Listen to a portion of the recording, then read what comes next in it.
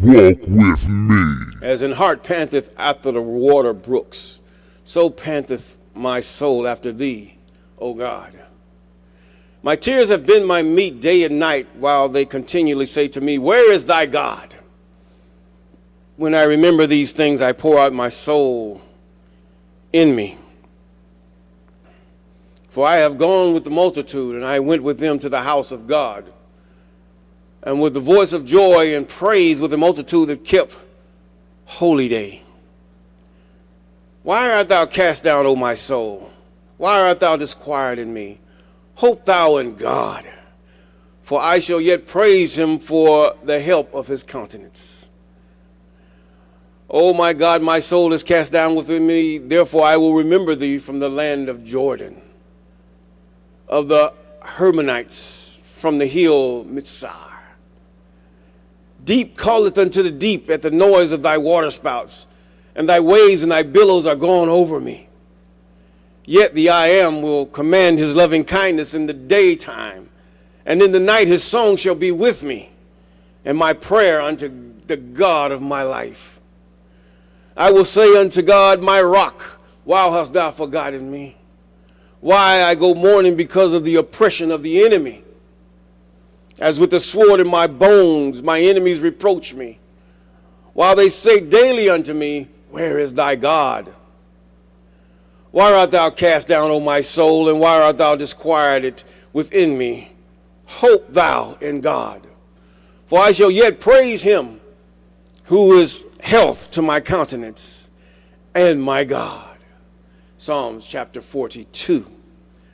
Deliver me from the hands of evil spirits who have sway over the thoughts of men's hearts, and let them not lead me astray from thee, my God.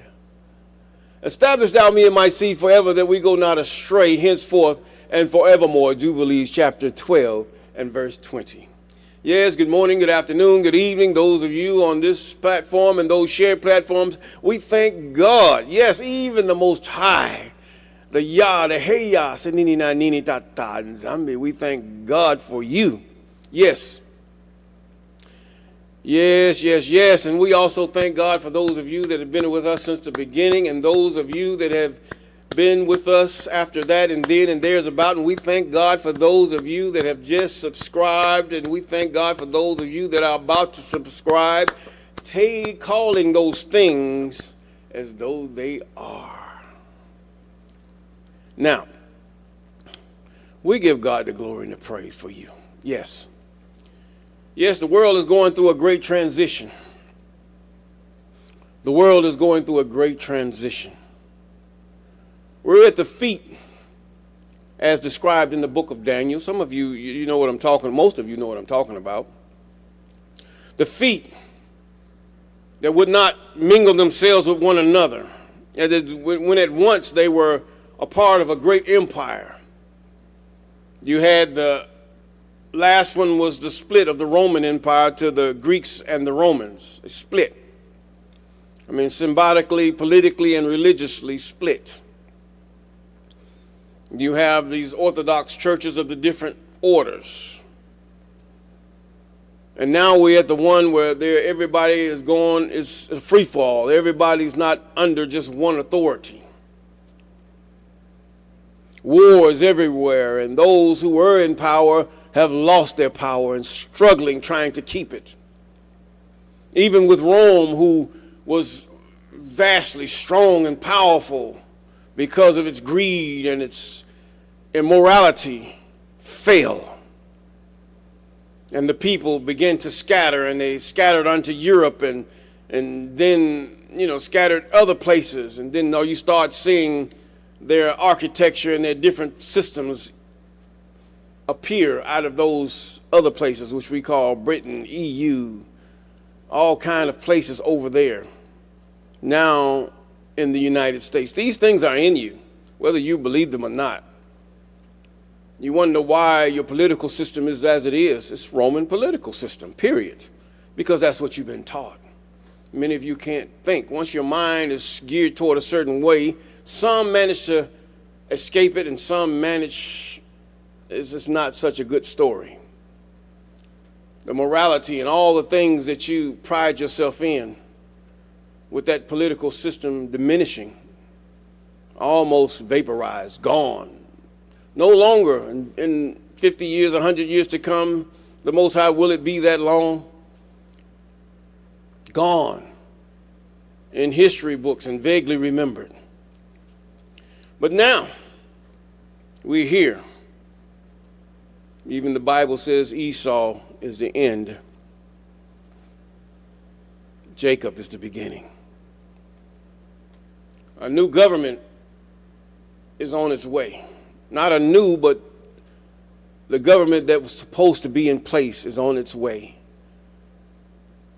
And people are preparing themselves for that government by how they conduct themselves in this life.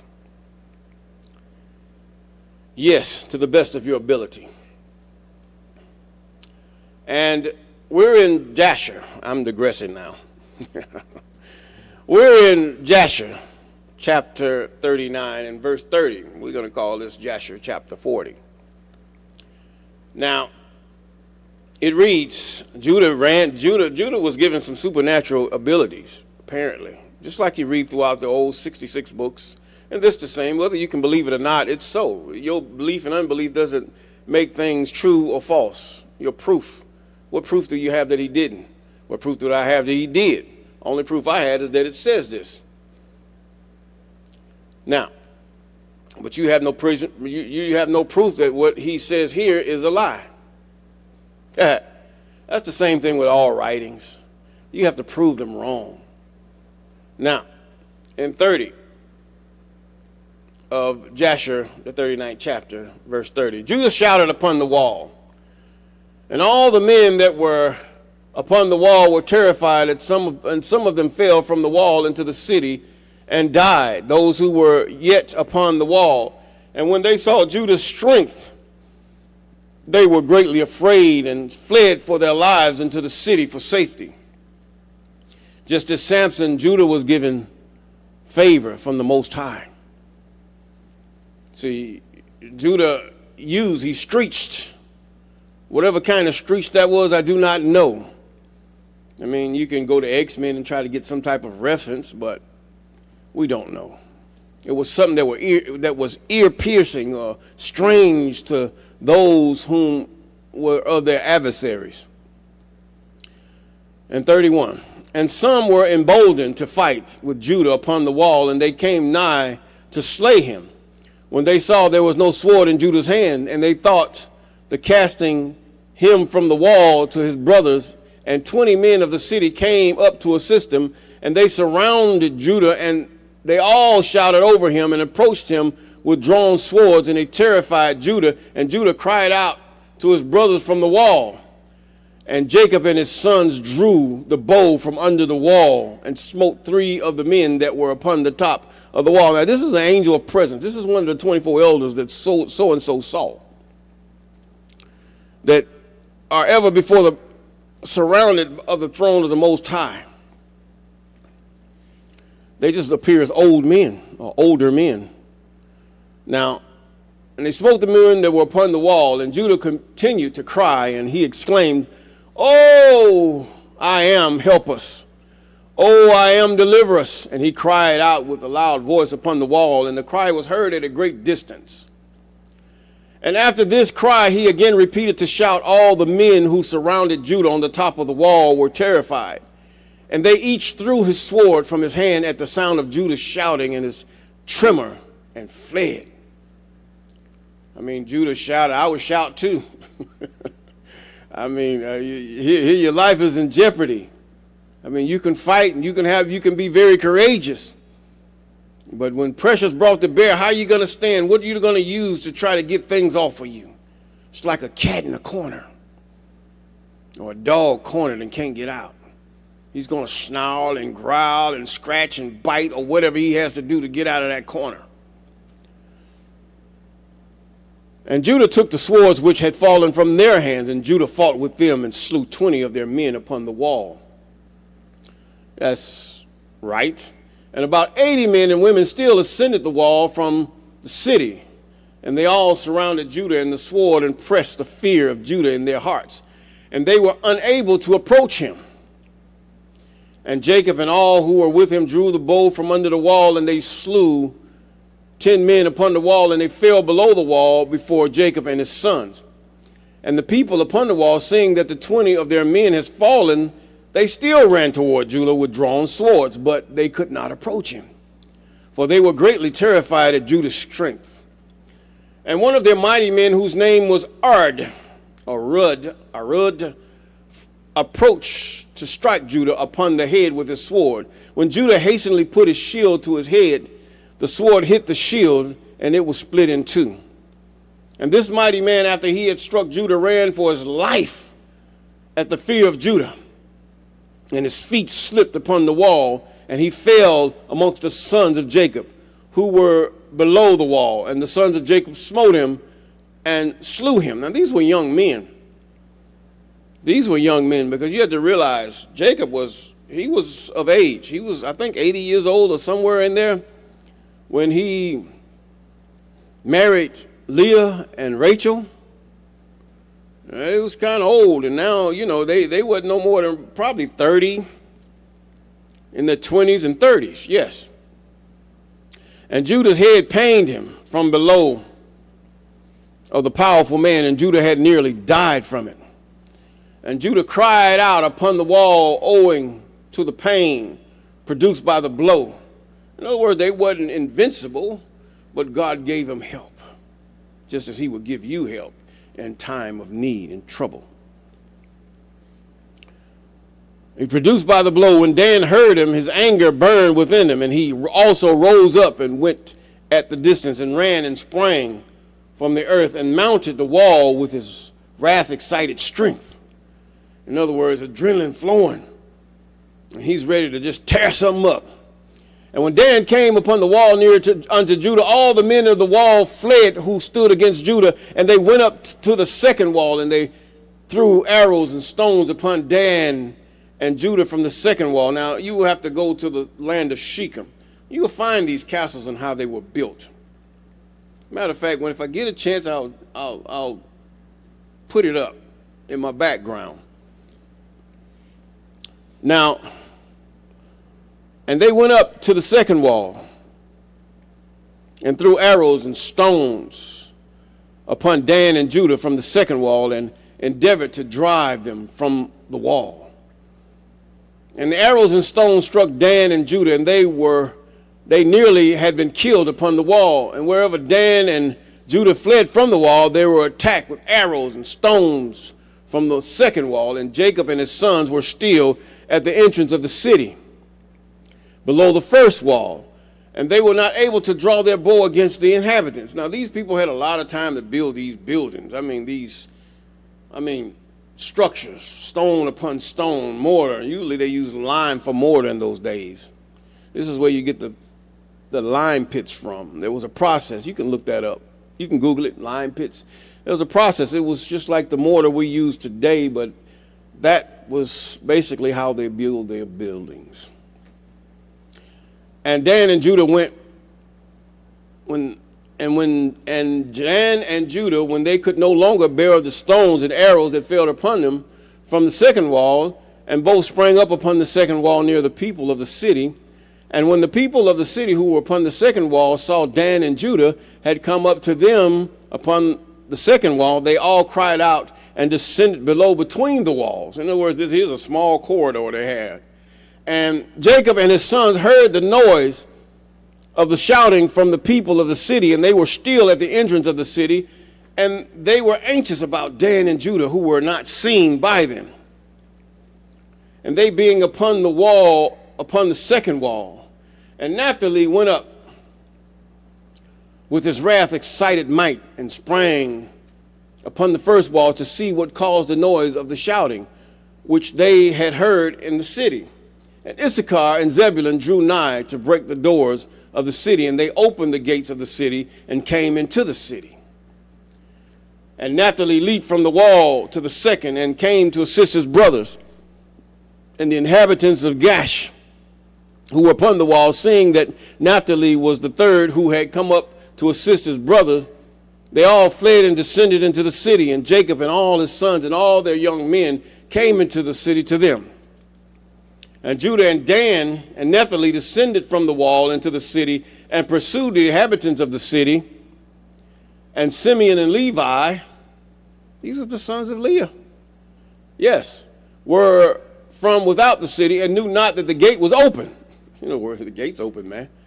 And they went up from there to the wall and came down to their brothers into the city. And the inhabitants of the city all descended into the city, and the sons of Jacob came to them in different directions, and the battle waged against them from the front and the rear. And the sons of Jacob smote them terribly and slew about 20,000 of them, men and women. Not one of them could stand up against the sons of Jacob. And the blood flowed plentifully in the city, and it was like a brook of water, and the blood flowed like a brook to the outer part of the city and reached the desert of Beth-Corin. Looks like we're not going to hit that 40th chapter today. And the people of Beth-Corin saw at a distance the blood flowing from the city of Gash. And about 70 men from amongst them ran to see the blood, and they came to the place where the blood was. And they followed and tracked the track of the blood and came to the wall of the city of Gash. And they saw the blood issue from the city, and they heard the voice of crying from the inhabitants of Gash, for it ascended unto heaven, and the blood was continuing to flow abundantly like a brook of water. And all the sons of Jacob were still smiting the inhabitants of Gash and were engaged in slaying them till the evening, about 20,000 men and women. And the people of Corinth said, surely this is the work of the Hebrews. In other words, it's not the work of the Hebrews. This is the work of God that is strengthening the Hebrews. They were not Israel. Not yet. They called them the Hebrews because they remember Abram. They remembered all Abram, Isaac, Jacob, all these Hebrews, Eber. So you can see Eber in there either way, or Ebri, Eber, or however his name is pronounced. It's there. For they're all still carrying on war in all the cities of the Amorites. And those people hastened and ran to Beth-Corin, and each took his weapons of war, and they cried out to all the inhabitants of Beth-Corin, who also girt on their weapons of war to go and fight with the sons of Jacob. You're fighting with God. This is their land. And when the sons of Jacob had gone smiting the inhabitants of Gash, they walked about the city to strip all the slain. And coming in the innermost parts of the city, further on, they met 3 very powerful men, and there was no sword in their hand. And the sons of Jacob came up to the place where they were, and the powerful men ran away. And one of them had taken Zebulun, who he saw was a young lad. And these were young men now. They were young men. Now, you say from 20 and 30, they're young. And of a short stature, with his might, dashed him to the ground. And Jacob ran to him with his sword, and Jacob smote him below his loins and with the sword to cut him in two. And the body fell upon Zebulun. And the second one approached and seized Jacob to fell him to the ground. And Jacob turned to him and shouted to him, while Simeon and Levi ran and smote him on the hips with the sword and fell him to the ground. And the powerful man rose up from the ground with wrath, excited might, and Judah came to him before he had gained his footing. See, with Judah, you can find out the valentry of David, the valentry of the line of Judah. Now, see, it's ironic that Joseph was not a courageous, or the New Testament that says Joseph is the father of the prophet. It's ironic that it's really that he didn't have the bloodline of David, because it's very courageous, or the bloodline of Judah. See, it's not about, it's Judah, that seed, that DNA is passed down from Judah all the way to Joseph. And you ask yourself, why is Joseph pushed to the side like he's nothing? And his son is portrayed as a effeminate young man that runs and hides and talk liberal things. But yet we call him courageous in all these things, and we try to make him look as though he's, I don't know, something. It doesn't match. It doesn't match. It doesn't match is what I'm saying. Not with as powerful as this man has been and the way his life and his faith and his confidence in the Most High was put forth. And Jacob pursued him in the city whilst the powerful man was fleeing. I'm in verse 61. Was fleeing, he found one of the swords of the inhabitants of the city, and he picked it up and turned to the sons of Jacob and fought them with that sword. And the powerful man ran to Judah to strike him upon the head and with the sword, and there was no shield in the hand of Judah. And while as he was aiming to strike him, Naphtali hastily took his shield and put it to Judah's head. And the sword of the powerful man hit the shield of Naphtali.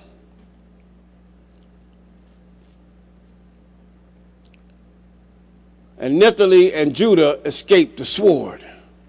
These brothers are something else. I mean, these young men were something else. Because their father was courageous too. Jacob was no punk. No. Jacob was no punk. Isaac was no punk. Abram was no punk. But yet you got Joseph. How did he turn around being a punk? Nothing written about him. Just a punk. And his son followed suit with that,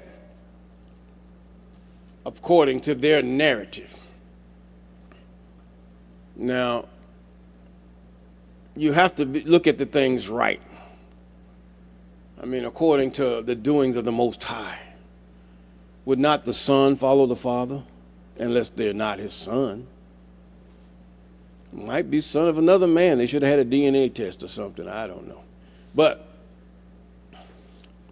their swords and struck at him forcibly with their swords, and the two swords entered the body of the powerful man and divided it in two lengthwise. And the sons of Jacob smote, that's verse 64, the three mighty men at the time, together with all the inhabitants of Gash. And the day was about to decline. And the sons of Jacob walked about Gash and took all the spoil of the city, even the little ones and women did they not suffer to live. And the sons of Jacob did unto Gash as they had done to Sartan and Shiloh. Chapter 40. And we're going to start with just a few scriptures. And the sons of Jacob led away all the spoil of Gash and went out of the city by night. And they were going out marching toward the castle of Beth-Koran. And the inhabitants of Beth-Koran were going to the castle to meet them. And on that night the sons of Jacob fought with the inhabitants of Beth-Koran in the castle of Beth-Koran. Now all the inhabitants of Beth-Koran were mighty men. One of them would not flee from before 1,000 men. And they fought on that night upon the castle, and their shouts were heard on the night from far, and the earth quaked at their shouting. And all the sons of Jacob were afraid of those men, as they were not accustomed to fight in the dark. And they were greatly confounded. And the sons of Jacob cried unto the I Am, saying, Give us help. Oh, Sanini Nanini. Deliver us that we may not die in the hands of these uncircumcised men. And the I Am hearkened to the voice of the sons of Jacob, and the I Am caused a great terror and confusion to seize the people of Beth-Koran. Now they get these movies, the X-Men and all this stuff, to make you think there was one all-powerful Caucasian man that could read the minds and control the minds of people. This man was really what they would call God, but no, far from it. It's just a fantasy of those who want to be in power. That's it. But God did this, and this is not just the only occasion or isolated incident that God have done this for the children of Jacob. And I'm talking about throughout time. Now, and they fought amongst themselves, and the one with the order darkness of night, and smote each other in great numbers. And the sons of Jacob, knowing that the I Am had brought a spirit of perverseness among those men, that they fought each man with his neighbor, and went forth from among the bands of Bethcorin, and went as far as the descent of the castle of Bethcorin and farther. And they tarried there securely with their young men on that night. And the people of Bethcorin fought the whole night, one man with his brother. This reminds you of the same thing with Elijah and his servant Gehazi, how God calls their enemies to fight each other. And they destroyed each other in that night. With his neighbor, and they cried out in every direction upon the council, and their cry was heard at a distance, and the whole earth shook at their voice. In other words, just the howling you can hear. I mean, one thing about the process of being separated from the body, and pain that you know you're being separated from your body, is a very ear screeching sound. I mean, you can think about, why does God bring such a sentence on those who murder and those who grape people? It's because the hideousness of what they did.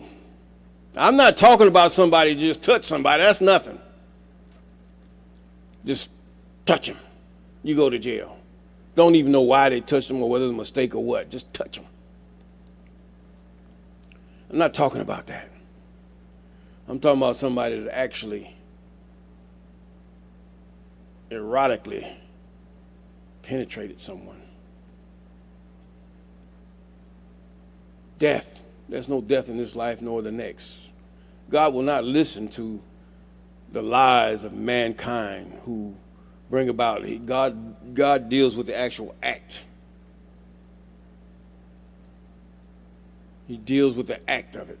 He doesn't deal with, should I say, he's absolute. He doesn't deal with all these parameters and all that stuff. No, he doesn't deal with that. The actual act, God deals with it. I mean, when you get into that, then there's time. Depending on how severe the act was, it can lead even up to death. Not just for a woman, but for a man too. When a man deals with a man as he deals with a woman, in that act of taking what is not theirs. But either way, I got on that because the fact is we major in minor because we live in a liberal society, a society of what is, a society of maybe, or based on what one looks like, or based on maybe this person is weird in our own estimations, and there is no judgment or no condemnation toward that person or evidence that this person have done anything. At the mouth of 2 or 3 witnesses, let everything be established. But the fact is, he's not talking about assuming or because of your own fears and doubts to accuse. This is the work of demons. Now, and with that, we're going to say peace.